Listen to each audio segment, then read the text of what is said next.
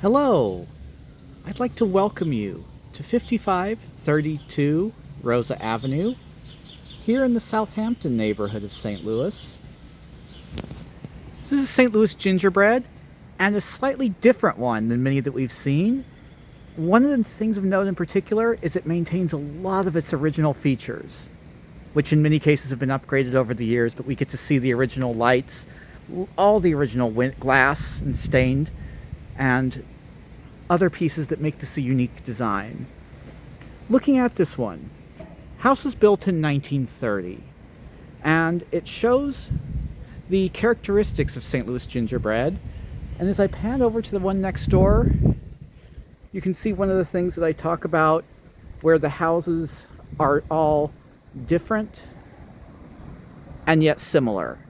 They all have a slightly different layout, slightly different stonework, but they're all quite similar in style. So some of the highlights, we have the rough-hewn field stone around the upper and the lower parts of the home, copper flashings, and then as I back up, we have a whimsical slate path going to the front door, which is original to the house. The other ones in the street have these as well. As we look at the front porch, you can see the original window. We'll look at that from the inside. Wonderful original light. And then, yes, the front door. So this is 1930. It's fairly early. This is one of the earlier versions of this style of home, which really hit their stride probably around 34 to 35.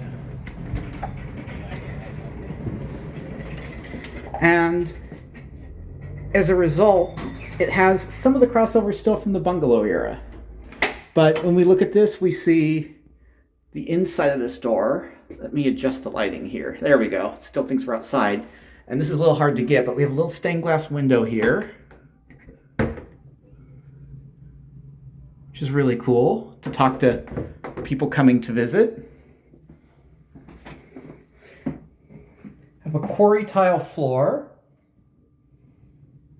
little stained glass window there.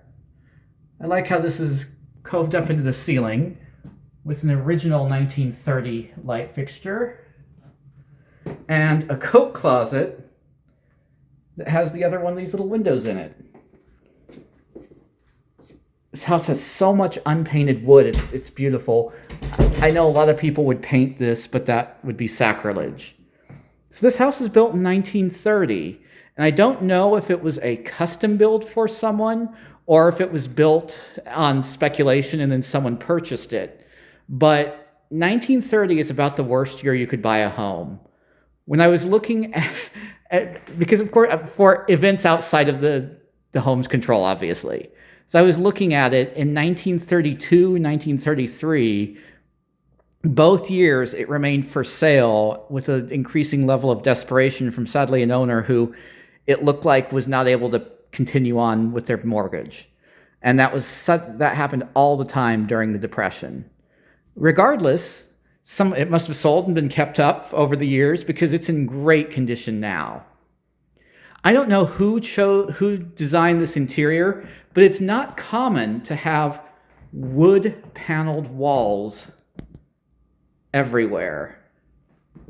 And this is original. It's not something that was added in the 60s or 50s when that was more common. We have the original stained glass here too.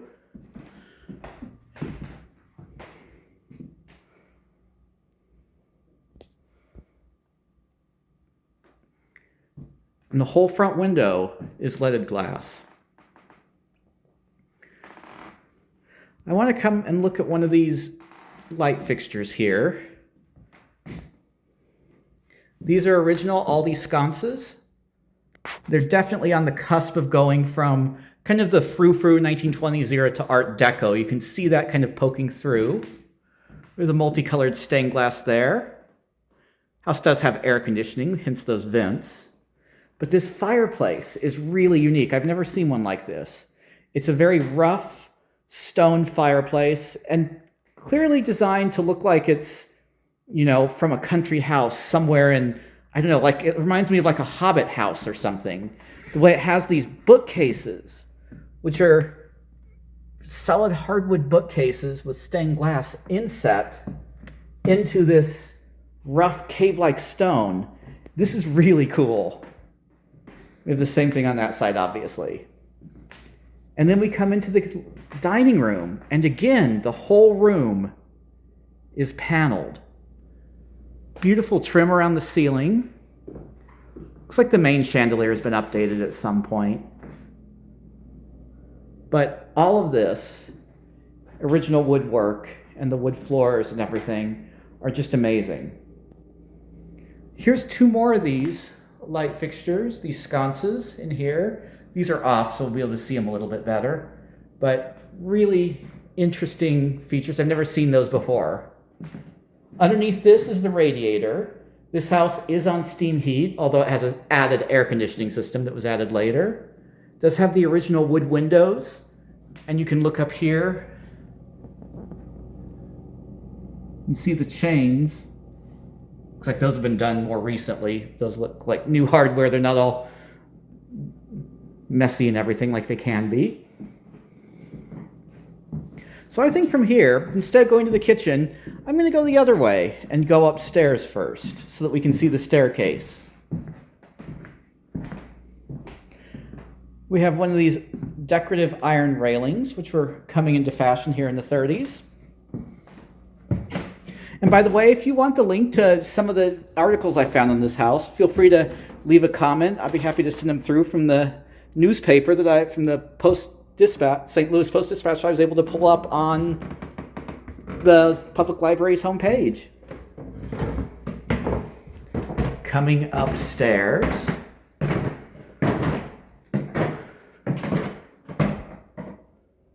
we have a really cool light fixture up here. Obviously that vent up there is for the air conditioning, which is hidden up in the attic. We have bedroom 3. Looks like with all these bookshelves around, it was used as an office. It's a really cool idea for saving space too.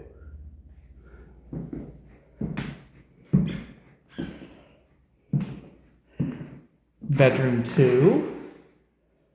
Again, we have a radiator hidden behind its cover to protect its modesty. Casement window over here. Again, no one's painted these doors. That's still the original wood. This style of door, by the way, is one of the first uses of plywood in a door. Doors used to be paneled, but these have a solid wood frame around the edges with a polished plywood center.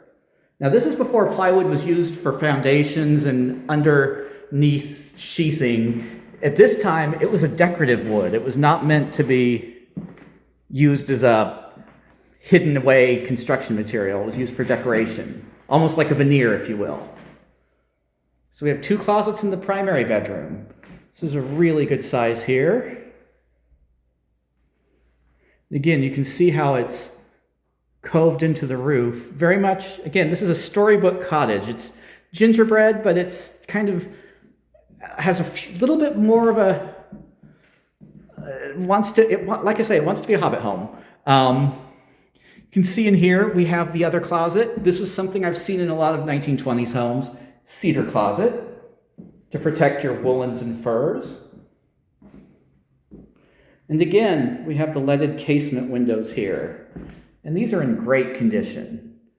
When I say a window is leaded, that doesn't mean it's covered in lead paint, but that actually when stained glass is made, these metal bars and grills are joined together with lead to hold the glass in. So people call, what we call stained glass is also called leaded glass. But it can be clear, so then it's not stained. Now coming into this bathroom, this has a really cool layout. Someone went to a lot of trouble in designing this house. You could tell they had a lot of fun, the architect back in the day. Because here in the shower cubicle, we have an arch hiding the bathtub, marble walls, And then these two beautiful stained glass windows. I don't know if it shows in the color, but that purple and blue is really cool. And it's kind of nuzzled in there as well. Vanity is newer, but we do have what look like the original sconces there. And then a toilet, which is what it is. Marble flooring in here as well. So now let's come on downstairs, check out the kitchen. And you can see here another example of leaded glass, which is also stained. Looking down, we have this staircase that goes into the kitchen. So you can see this actually goes, the staircase allows you to go either into the kitchen and upstairs or into the living room, so you don't have to walk around in the circle all the way through the dining room to get there. Kitchen is functional as it is, and I think there's all kinds of scope here to really bring it in and bring it together with the rest of the house. I'd love to see what could be done here, but it's perfectly functional as it is. We have a swinging door to the dining room, one of those things that I was always told not to touch when I was a kid. And then coming downstairs, so this basement was done at a later date. This was clearly 1950s, the era of the home improvement magazine. So we have knotty pine paneling everywhere, which is in great shape, actually. Painted concrete floor. A wet bar back here. Well, not wet bar. It's a dry bar. A little cabinet, but looks like that was probably, I'm guessing that was probably one of the old kitchen cabinets that have been repurposed, because that looks like it would have been what kitchen cabinets looked like at the time. In here, we have a utility area, water heater, and a boiler. People who've not had steam heat or hot water heat, hydronic heat, really need to experience it. It is the nicest heat in the winter, especially in one of these older homes. You don't get the draftiness you get with a forced air furnace, which is what most homes use in this area. Back here we have the utility part of the basement with the laundry. There's a sump pump, which is good. The stone basement, which these usually were. Electrical panel. And we have a half bath that was probably also from the magazine. From the, what's it called? Popular Mechanics. That's where it is, where everyone learned how to build their bathroom and their basement and their bar and everything else in their home. And coming out back,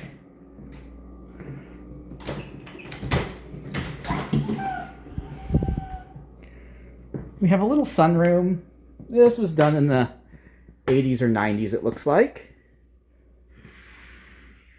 Looks fine, but obviously, you know, if you wanted to, you could turn this back into a screen porch or all sorts of things. Make it into a little office or a breakfast room. Nice flat backyard. Then looking back at the house, you can see here from the back, it's just fairly standard brick. You know, all the decorations put on the front, which was the way things were done back then. We have a garage.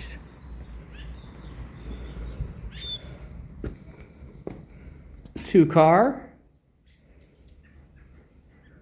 Which again looks perfectly functional, and it's a good size too, given the era. A lot of these garages that were said to be two cars were made for two Model Ts, not for two normal cars like we have today. That actually looks like you can fit a couple in there. So that shows us just about everything of this house. I hope you've enjoyed this video, and I'm going to keep trying to find more information on it. Anything I find, I'll keep a little file on these homes.